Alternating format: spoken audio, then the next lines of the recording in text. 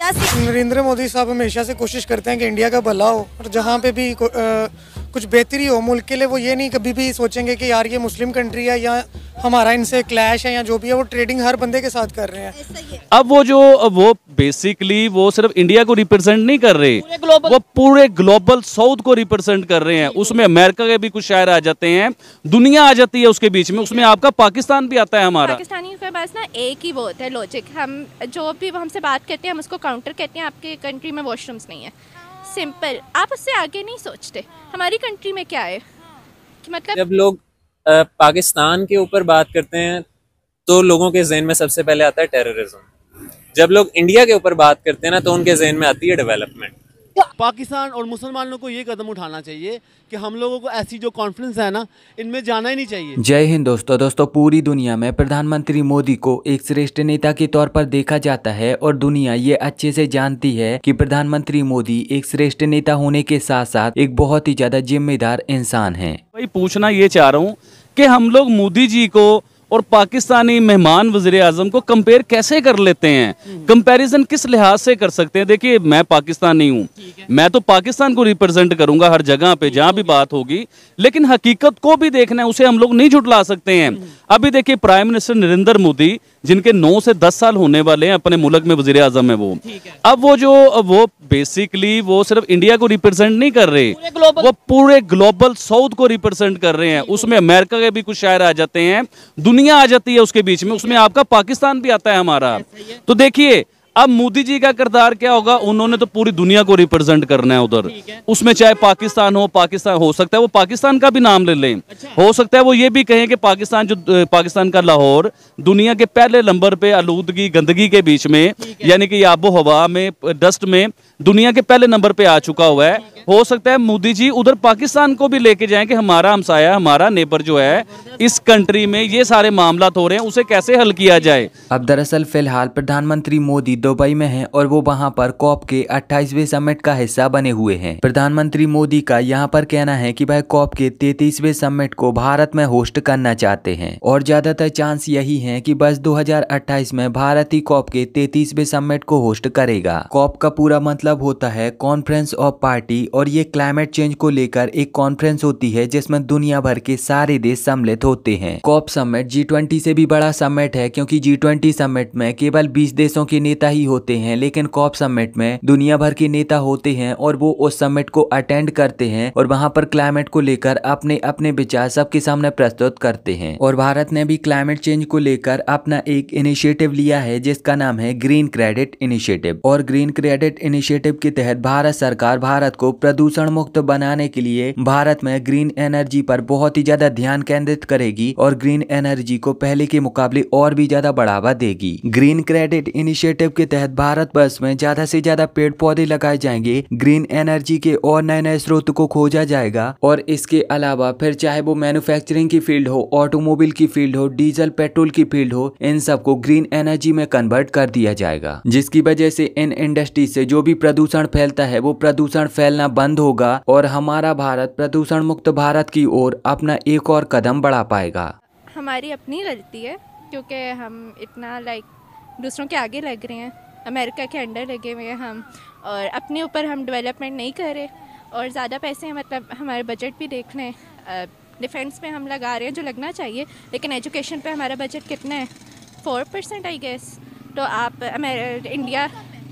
India से आप मुकाबला तो करते हैं, लेकिन अगर आप एक ओपन माइंड से देखें तो इंडिया हर तरह से हमारे आगे है, एजुकेशन में भी आगे है, चांद पे भी चला गया। अब तो दे डिजर्व, मिशन भी लॉन्च कर दिया भाई, they deserve to be there. और हमने देखा कि भारत के वज़ीर आज़म भी गए हुए थे। हमारे वज़ीर आज़म ने जितने भी इंटरव्यू दिए वो यही कहे कि लॉस एंड डैमेज फंड के वाले से हमें पैसे दे दें। एक तो बहुत ज़्यादा उनको ये क्रिटिसाइज़ किया गया है। दूसरा, ताड़ साहब, हमें ये भी क्रिटिसाइज़ किया गया है कि हमारे प्राइम मिनिस्टर को उन्होंने पूरी पिक्चर के एक साइड कोने में खड़ा कर दिया।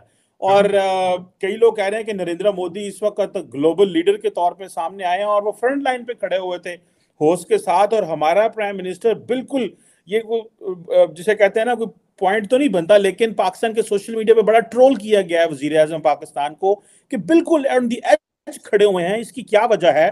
क्या ये चीज बताती है कि हमारे प्राइम पाकिस्तान की इस वक्त इंटरनेशनल लेवल पे ये पोजीशन है? और क्या ये भी बताता है कि पाकिस्तान के जो मेन स्टेक होल्डर हैं वहां पे भी हमारे वजीर आजम की कोई वैल्यू नहीं है? How do you see this climate diplomacy में हमारे वजीर आजम थोड़े बुझे बुझे नजर आए, जबकि नरेंद्र मोदी तो फ्रंट पे छक्के खेल रहे थे, बल्कि इटालियन प्राइम मिनिस्टर तो सेल्फियां ले रही थी, तो वो बड़ा इस वक्त इंटरनेट पे सेंसेशन बनी है। How do you see this particularly हमारे वजीर आजम का सिर्फ फंड की बात करना, पैसों की बात करना और कोई इनिशिएटिव ना देना, इसको कैसे देखते हैं आप?